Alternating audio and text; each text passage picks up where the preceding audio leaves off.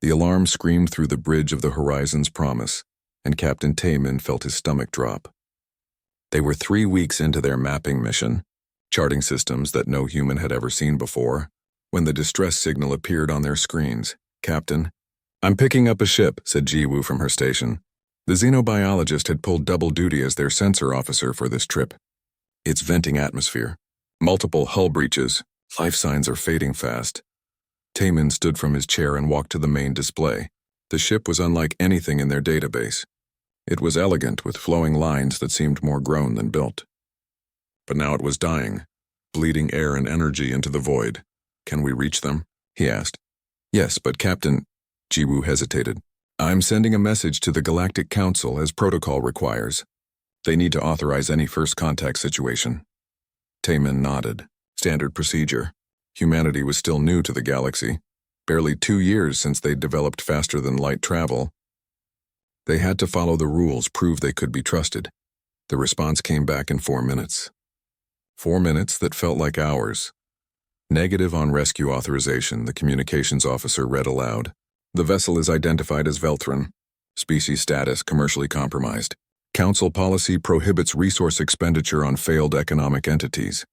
Continue your mission." Tayman stared at the message. Commercially compromised. Failed economic entity. Sterile words for people dying in the black. "How many life signs?" he asked quietly. 47, sir." Dropping every minute, he closed his eyes. Back on Earth, there were rules about this. Ancient laws of the sea that said you saved people in distress. It didn't matter who they were or what flag they flew. You saved them because it was right. "Prep the rescue teams," Tayman said. "All hands, emergency rescue operations." "Sir," the council said. "I heard what they said." Tayman's voice was firm but calm. "And I'm making the call. We're not leaving people to die when we can save them." The Horizon's Promise moved toward the dying vessel. Tayman's crew worked with desperate efficiency. They had one small ship, limited supplies, and no experience with Velthran biology. But they had something else. They had the will to try. The docking was rough. The Velthran ship's airlock was damaged and they had to cut through. Tayman led the first team inside, wearing his pressure suit and carrying emergency oxygen. What he found broke his heart. The aliens were tall and thin, with skin that shimmered like oil on water. They moved weakly, trying to seal breaches with whatever materials they could find. Some weren't moving at all. "Medic," Tayman shouted, kneeling beside a fallen Velthran. "We need medics here now." The rescue took 6 hours. 6 hours of carrying injured aliens through damaged corridors, of jury-rigging life support systems, of making impossible medical decisions with Dr. Jiwoo, doing her best with alien biology she'd never studied. They saved 47 Veltrons. They lost 12 more before they could reach them. When it was over, Tayman stood in his ship's cargo bay, which they'd converted into an emergency shelter. The Velthrons huddled together, wrapped in thermal blankets, breathing human air that wasn't quite right for them, but was good enough to keep them alive. One of them approached. He was older, with elaborate markings on his face that seemed to denote rank or status. "I am Velnus," the alien said through a translator device, "High Fabricator of the Velthran Engineering Guild. You saved us when no one else answered our calls." "It was the right thing to do," Tayman said simply. Velnus studied him with large, dark eyes. "We sent distress signals to 17 species. The council told them all the same thing they told you. You are the only ones who came." A younger Veltron, a female with similar facial markings, stepped forward. "I am Shara, daughter of Velnus. Why did you disobey your leaders to save us?" Tayman thought about how to answer. On our world, we have an old saying. We're all in the same storm, even if we're in different boats. When someone's boat is sinking, you help. That's what makes us human. Human. Velnus repeated the word slowly. "We will remember this word. We will remember what it means." The Horizon's Promise diverted to a nearby station where the Velthrons had distant relatives. The journey took 5 days. In that time, Tayman's crew shared their food, their quarters, and their stories with the refugees. Jiwoo helped treat the injured with a combination of human medicine and desperate improvisation. The Velthrons, in turn, told them about their world, their culture, and the raiders who had destroyed their ship for its cargo. On the last day, before they docked at the station, Velnus requested a private meeting with Tayman. "Captain, My people have very little left, Velnus said. The raiders took our trade goods. We are, as your council says, commercially compromised, but we have something else. He held out a small crystal that glowed with an inner light. This contains the manufacturing specifications for our shield technology. Not the commercial version we sell, but the real designs, the ones we keep for ourselves. Velnus pressed it into Taemin's hand. This is worth more than everything we lost. I give it to you freely. I can't accept this, Taemin protested. We didn't save you for payment. I know, Velnus said, and something like a smile crossed his alien features. That is exactly why I give it to you, Captain Taemin. You need to understand something about my people. We remember debts. Not for years, but for generations. What you did today will echo through my family line for centuries. He closed Taemin's fingers around the crystal. Should you ever need us, should humanity ever call upon the Veltrons, we will answer. This I swear on the names of my ancestors and my children's children. We will remember. Taemin looked at the crystal, then at the alien who had become something like a friend in 5 short days. I hope you never have to repay this, he said. But I accept your gift in the spirit it's given. They parted at the station. The Velthrons went to their relatives to rebuild their lives from ashes. The Horizon's Promise continued its mission, mapping the unknown reaches of space. When they returned to Earth, Taemin submitted his report. There was a formal reprimand for disobeying Council protocols. It went in his permanent file. He never regretted it for a second. The crystal was sent to Earth's engineers, who marveled at the technology inside. It would be years before they fully understood it, and by then the galaxy had moved on to other concerns. But Velnus had spoken truly. The Velthrons remembered, and one day humanity would discover just how deep that memory went, and how far a grateful people would go to honor a debt. 120 years had passed since Captain Taemin saved those 47 Veltrons. The old captain had long since retired, living quietly on Earth with his grandchildren, occasionally giving lectures about humanity's early days in space. The galaxy had changed. Humanity had changed with it. Admiral Kyung-Soo stood on the bridge of his flagship, the Soul's Pride, and watched Earth Station 1 grow larger in the viewport. The station was massive, a hub of commerce and diplomacy that orbited Earth like a steel moon. Ships from a dozen species came and went, trading goods and information. Admiral, the Velthron delegation is requesting permission to dock, his communications officer reported. Kyung-Soo nodded. Grant them priority clearance, full diplomatic honors. The Velthron ships were beautiful, sleek vessels that seemed to dance through space. They'd rebuilt well after the disaster that had nearly destroyed them. In fact, they'd done more than rebuild. They'd thrived. The meeting took place in one of the station's grand conference rooms. Kyung-Soo attended along with General Da-Yoon, who commanded humanity's colonial defense forces, and Sang-Woo, Earth's voice on the Galactic Council. The Velthron ambassador was a woman named Kirana. She was young by Velthron standards, barely 70 years old, but she carried herself with dignity. Honored humans, she began, her translator rendering her words in perfect Korean. I come bearing gifts from my people, a debt repaid, though it can never truly be settled. She gestured, and her assistants brought forward several containers. When they opened them, the room filled with soft blue light. These are shield generators, Kirana explained. Not the commercial models we sell to other species, but our finest work. Military grade, using technology we have shared with no one. We also provide full manufacturing licenses with no royalties or restrictions. Sang-Woo leaned forward. Ambassador, this is extremely generous. What do you ask in return? Kirana's expression was hard to read, but her voice was clear. We ask for nothing. 120 years ago, a human captain named Taemin saved 47 of our people when no one else would. He asked for nothing. He expected nothing. Today, we honor that memory. General Da-Yoon spoke up. I've read the reports about your shield technology. It's among the best in known space.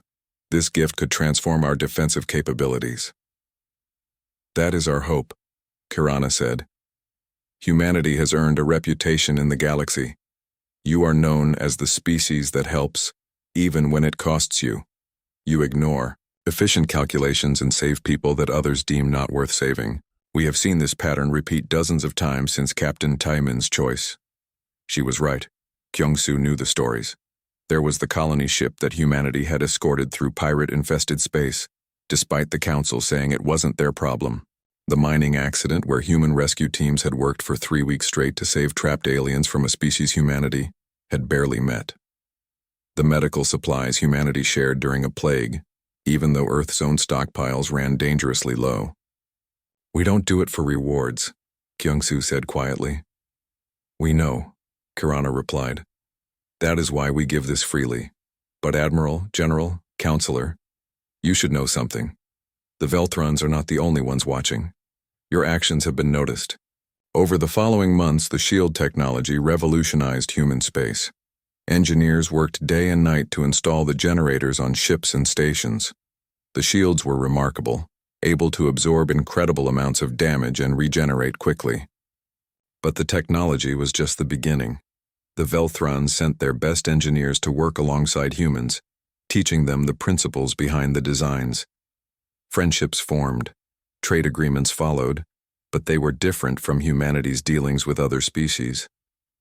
There were no hard negotiations, no careful bargaining. The Velthrons offered fair prices and asked for the same in return. "It's almost uncomfortable," General Da-Yun told Kyung-soo one evening as they reviewed defense reports. "Every other species we deal with tries to extract maximum advantage. The Velthrons just cooperate." "They're our friends," Kyung-soo said. "Real ones. Maybe that's rare in the galaxy." It was. Humanity discovered that most galactic relationships were transactional. Species worked together when it benefited them and abandoned each other when it didn't.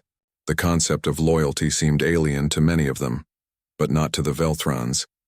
And gradually, not to a growing number of smaller species who had been on the receiving end of humanity's strange altruism. The Galactic Council took notice. They always did when power balances shifted. Sang-woo returned from a council session looking frustrated. "They're concerned," he told the others. "The major powers are uncomfortable with our growing capabilities. They say we're becoming militarized." "Our fleets are defensive," Da-eun protested. "We've never started a conflict." "They don't trust that. They see a young species that refuses to follow standard protocols, that keeps helping people the council has written off, and now has top-tier military shields. It makes them nervous." Kyung-soo considered this. "What do they want us to do?" "Slow down. Stop taking risks for species that aren't our allies. Follow council guidelines on resource allocation." Sang-woo shook his head. "Basically, they want us to stop being human." "That's not going to happen," Da-eun said flatly. It didn't. Humanity continued on its path. They explored new systems, established colonies, and helped anyone who asked for it. The Velthrons remained their closest partners, but other friendships grew. Small species tired of being dismissed by the major powers found that humans treated them with respect. Trade routes flourished. Human colonies became meeting points where different species could interact without the usual hierarchies. It wasn't always smooth. There were cultural misunderstandings, disputes, and occasional conflicts. But humanity approached everything with the same philosophy that Taiman had shown so long ago. Try to do right by people. Kyung-soo visited Captain Taiman once, at the old man's home in Busan. Taiman was in his 90s now, his hair white and his hands shaking slightly. "Admiral, you didn't need to come all this way," Taiman said, but he seemed pleased. "I wanted you to know what came from your choice," Kyung-soo said. He told the old captain about the shields, about the partnerships, about humanity's growing place in the galaxy. Taiman listened quietly, then smiled. "I just saved some people, that's all." "That's everything," Kyung-soo replied.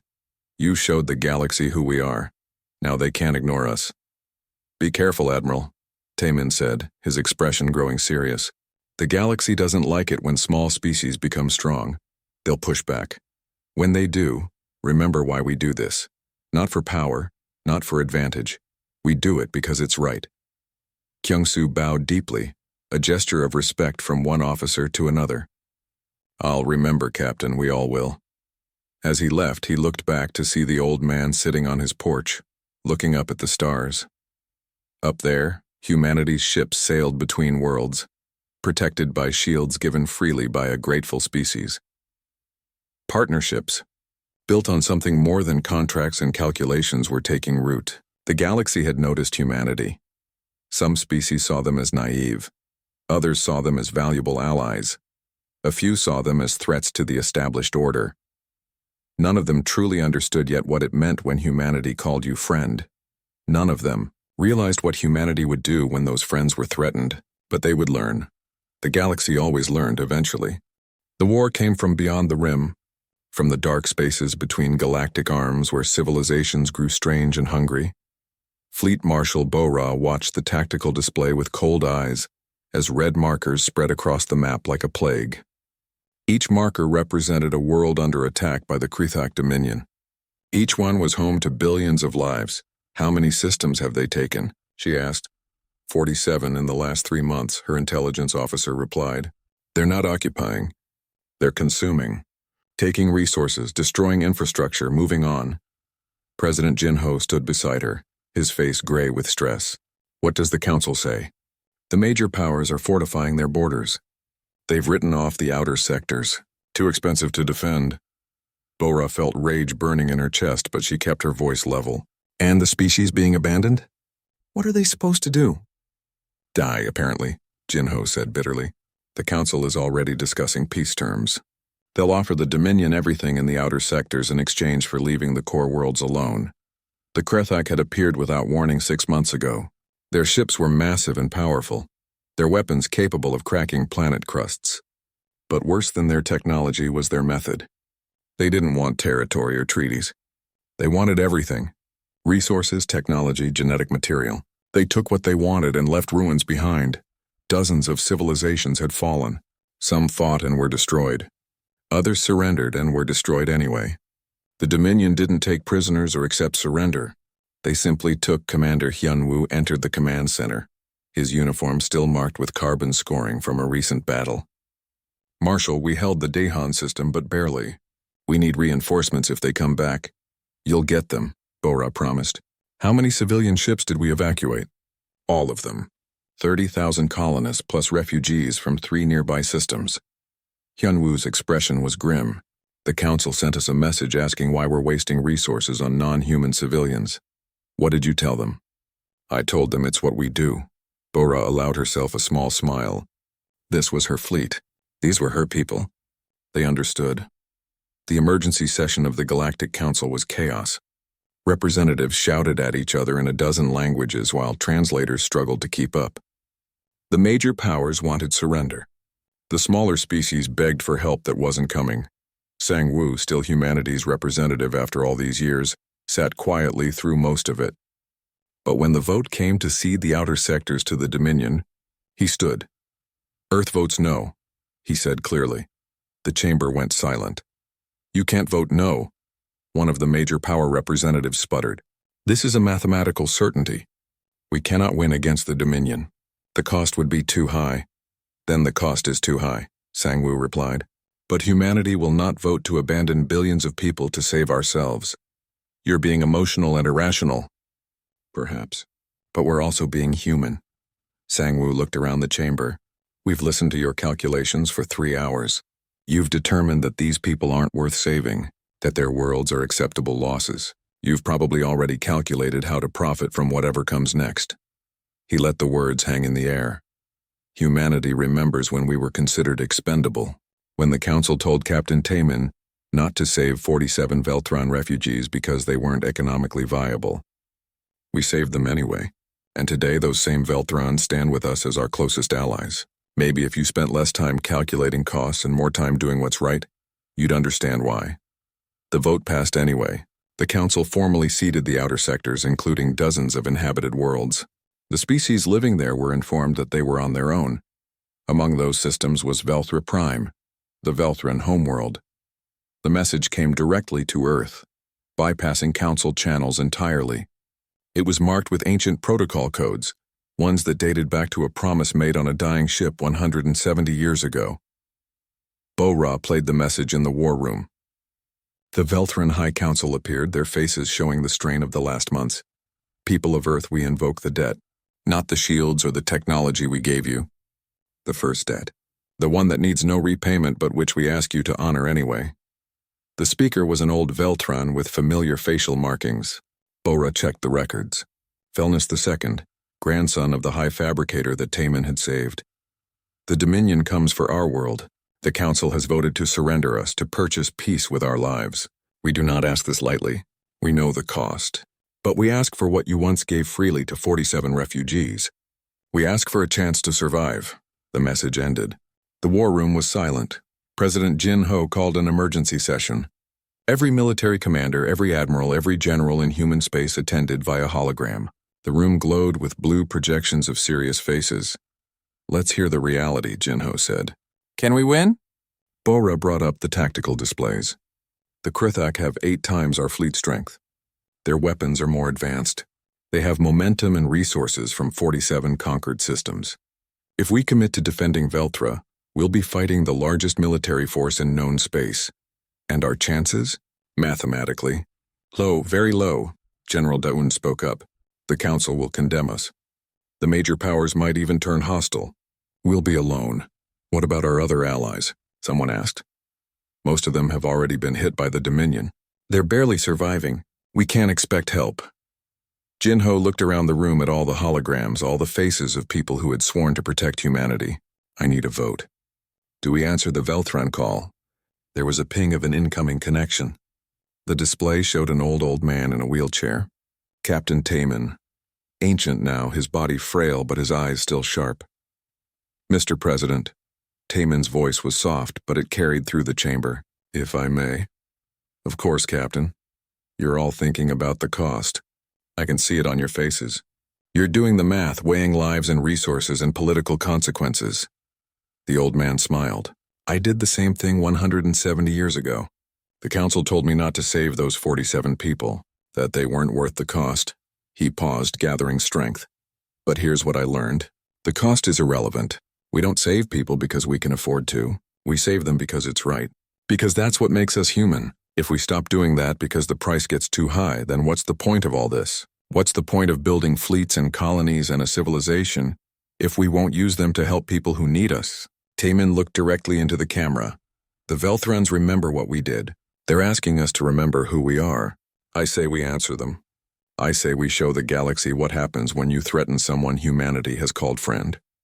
The vote was unanimous. Bora closed the session and immediately began issuing orders. Fleets started moving toward Veltran space. Supply lines activated. Reserve ships came out of mothballs. And in deep space, in hidden shipyards that the Council didn't know existed, other things began to wake up. Things humanity had built in secret, prepared in silence, held back for the day when someone pushed too far. That day had come. Intelligence Director Young Jae stood in front of a display that showed a map of human space. But this wasn't the map that the Galactic Council had in their files. This one showed things that officially didn't exist. How long until they're ready? Fleet Marshal Bora asked. The first wave can deploy in 72 hours. Full activation will take a week. Young Jae highlighted sections of the map. We have 17 hidden shipyards, 53 weapons platforms, and approximately 400 ships that have never been registered with the Council. President Jin Ho stared at the display. I authorized the defense program, but this is extensive. How did we keep this hidden? Because everyone thinks they understand us, Young Jae said. They think we're naive, too trusting, too focused on helping people to prepare for war. They were wrong. We prepared for war precisely because we know what it looks like. Earth's history taught us that lesson. Bora nodded. We hoped we'd never need this, but we always knew the galaxy wasn't as peaceful as it pretended to be. The major powers had laughed when humanity insisted on maintaining military research programs. They'd mocked the resources humanity poured into defense technology.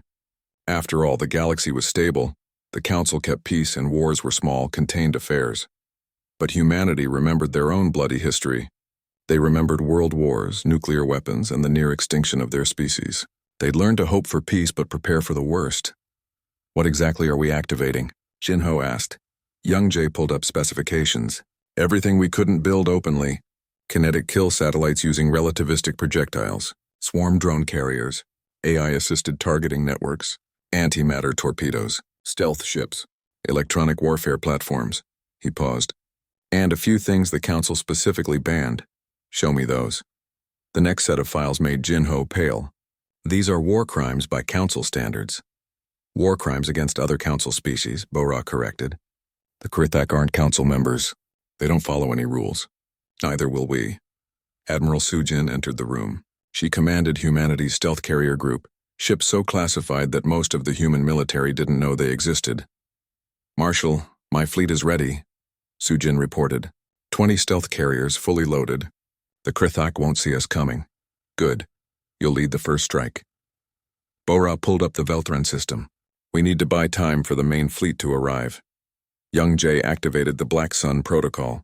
Across human space, in dead systems and hollow asteroids, things that had been sleeping for decades came online.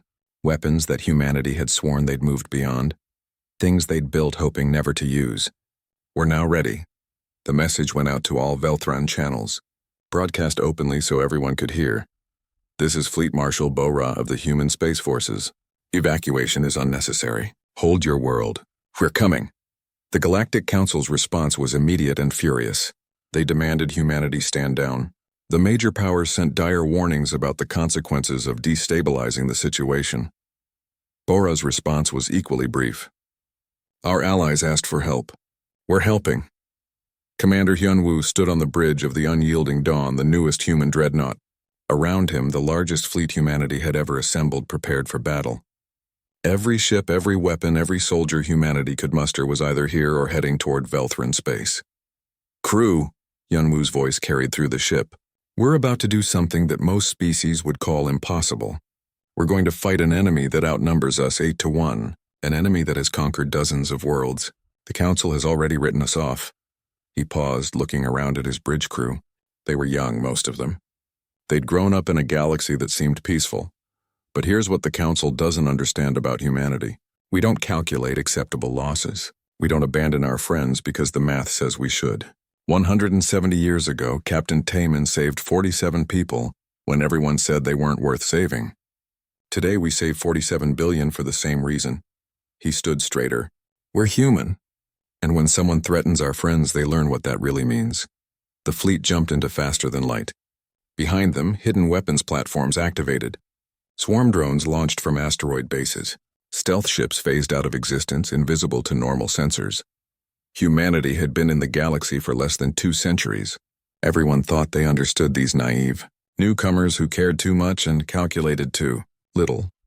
They were about to learn how wrong they were. Admiral Sujin's stealth carriers dropped out of FTL in deep space, 3 systems away from Velthra. The Krithak wouldn't detect them here. Stealth technology had been one of humanity's secret priorities. Everyone else focused on shields and weapons. Humans had learned to disappear. Launch the scouts, Sujin ordered. Tiny drones, barely larger than a person's hand, jumped toward the Velthran system. They were dark matter powered, leaving no heat signature, no energy trail. They were ghosts. The intelligence came back in 6 hours. The Krithak 7th Armada was assembling at the edge of the Velthran system. 3,000 ships, including 5 of their super dreadnoughts. They'd arrive at Velthra Prime in 30 hours. That's a world-cracking force, her tactical officer said quietly. Yes, Sujin agreed. It was. Prepare the swarm. Each of her carriers held 10,000 drones. Small, fast, expendable. Each one carried a single antimatter charge. Small by weapons standards. Devastating in numbers, the math was simple. 20 carriers. 10,000 drones each. 200,000 suicide weapons, each invisible to standard sensors. Deploy on my mark, Sujin said. Target the command ships first. I want chaos before the main fleet arrives. The drones launched silently into the void. They spread out, a cloud of death moving toward the Krithak fleet. Back at Earth, Captain Taemin received a personal message from Fleet Marshal Bora. It was short and respectful. Captain, the fleet has deployed. We're going to honor your legacy. We're going to show the galaxy what humanity means. The old man smiled. His body was failing, his hands too weak to hold a cup without shaking. But his mind was clear. He'd started something all those years ago. Something that had grown beyond what he ever imagined. He remembered the scared Veltrons on his ship. Remembered Velnus pressing that data crystal into his hand. remembered the promise that had been made. Today, humanity would keep that promise, and the galaxy would never forget. In the Veltran system, Velnus II prepared his world's defenses. The shields humanity had given them so long ago were fully powered. Every weapon was ready, but they all knew it wouldn't be enough. Then the message came, broadcast on frequencies everyone could hear. Commander Hyunwoo's voice, clear and strong. This system is under human protection. Karthak Armada, you have one opportunity to leave. The Veltrans looked at their displays and saw them. Hundreds of human ships dropping out of FTL. Not their entire fleet, not yet, but enough to make a statement, and behind them in the dark where sensors couldn't reach, 200,000 drones closed in on the Krethak fleet like a swarm of silent death. The war was about to begin, but it wouldn't be the war anyone expected. Overlord Krath watched the human ships with something close to amusement. His 7th Armada had crushed 47 civilizations. These humans, these newcomers who barely understood the galaxy, thought they could stop him with a few hundred ships. Ignore their warning, Krath ordered. Advance to Velthra Prime. Destroy any ships that interfere. The Krethak fleet moved forward 3,000 vessels of war. They had been perfecting conquest for 10,000 years. They knew every trick, every strategy. What could these humans possibly do? Admiral Sujin watched from her stealth carrier as the Krethak fleet advanced. They moved in standard formation, command ships in the center, heavy cruisers forming a protective shell. It was efficient. It was proven. It had worked on dozens of worlds. Activate the swarm, Sujin said quietly. In the dark between ships, 200,000 drones received their signal. They activated simultaneously, targeting locks engaging. Then they moved. The first wave hit the command ships. Small antimatter charges detonated against shields, overwhelming them through sheer numbers. Dozens of drones sacrificed themselves to bring down each shield. Then dozens more hit the exposed hulls. Krath watched in horror as his flagship's shields failed. Alarms screamed. His command crew shouted reports that made no sense. Hundreds of impacts, thousands coming from nowhere. His sensors showed empty space, but his ship was dying. Return fire, he roared. Destroy those ships. Sir, the human ships are still 3 million kilometers away. We're not in weapons range. Then what is attacking us? Nobody had an answer. The Krethak fleet fell into chaos. Captains broke formation, trying to find enemies they couldn't see. Command ships exploded. Communication networks collapsed. In 15 minutes, the swarm destroyed every command vessel and 70% of the heavy cruisers. Then the human fleet opened fire. Commander Hyunwoo had timed it perfectly. The Krethak were disorganized, leaderless, panicking. His ships dove into them like predators into a scattered herd. Human weapons were different. The galaxy had grown comfortable with energy weapons and missiles. Humans used kinetic kill vehicles traveling at significant fractions of light speed. Simple rocks accelerated to devastating velocities. By the time you saw them coming, it was too late to dodge. The unyielding Dawn fired its main batteries. 8 projectiles, each weighing several tons, crossed the distance in seconds. They hit a Krethak super dreadnought with the force of small nuclear weapons. The ship didn't explode. It simply ceased to exist, vaporized by the impact energy. Around Hyunwoo, his fleet executed maneuvers that seemed impossible. The Krethak tried to target them, but human ships moved unpredictably, constantly changing vectors. They'd learned tactics not from peaceful galactic traditions, but from Earth's violent history. They fought like submarines, like fighter jets, like ancient warriors who knew every dirty trick. And when Krethak ships tried to escape, they found something waiting. The weapons platforms that humanity had hidden in deep space, now active and targeting. The swarm drones regrouping for another attack. Electronic warfare ships jamming every frequency, turning the Krethak's coordination against them. What followed wasn't a battle. It was a demonstration. The galaxy watched through 1,000 sensors and spy satellites. They saw the mighty Krethak 7th Armada, undefeated conquerors of dozens of worlds, destroyed in 6 hours. Not defeated, not pushed back, destroyed. 90% casualties. The few Krethak ships that survived fled back toward the rim. They carried a message that spread quickly through the Dominion. The humans were not what they seemed. The weak species that helped everyone, that seemed naive and trusting, had weapons the Dominion had never imagined. But that was just the beginning. Fleet Marshal Bora stood in the command center as reports came in from across the galaxy. Wherever the Krithak had expanded, human fleets were pushing back. Her forces used tactics the galaxy had never seen. They hit hard, disappeared, hit again from unexpected angles. They used weapons that broke council conventions. They fought with a ferocity that shocked everyone watching, but they also did something else. Something that confused the galaxy more than their weapons. After every battle, human rescue ships deployed immediately. They saved escape pods, recovered survivors, provided medical treatment. They destroyed enemy ships without mercy, then worked frantically to save the crew. It made no sense to the Krithak. It made no sense to most of the galaxy. You either showed mercy or you showed strength. Humans showed both. President Jin Ho received the message from the Galactic Council. It was marked urgent. Earth must cease military operations immediately. Your actions are destabilizing the galactic order. The weapons you're deploying violate multiple treaties. We demand you stand down. Jin Ho recorded his response carefully. He wanted everyone to hear this. To the Galactic Council and all species listening, the Velthran people asked for our help. They invoked a debt of honor, a promise made 170 years ago. We are keeping that promise. He looked directly into the camera. You told us to abandon them, to calculate acceptable losses, to let billions die because the math said it was too expensive to save them. We refuse. We will not abandon those who trust us. We will not calculate how many lives are acceptable to lose. We will not surrender our friends to save ourselves. He stood straighter. If this makes us a threat to your order, then your order was already broken. If our weapons violate your treaties, perhaps your treaties were written by species who forgot what it means to stand by their word. We are human. We remember. And the galaxy needs to understand what that means. The Council tried to impose sanctions. They failed. Too many species, the small ones humanity had helped over the years, refused to cooperate. They'd seen what happened when you called humanity for help. They'd seen what happened when you threatened humanity's friends. The war lasted 6 months. The Krithak Dominion, which had seemed unstoppable, retreated beyond the galactic rim. Their invasion was shattered. Dozens of species they'd conquered were freed, and through it all, humanity fought with those same contradictions. Ruthless in battle, compassionate in victory, brutal and kind, violent and gentle, terrifying and trustworthy. The galaxy didn't know what to make of them. The Council restructured. New treaties were written. Humanity earned a permanent seat, not because anyone wanted to give it to them, but because no one wanted to be on the opposite side of a species that remembered every kindness and would shatter worlds to repay them.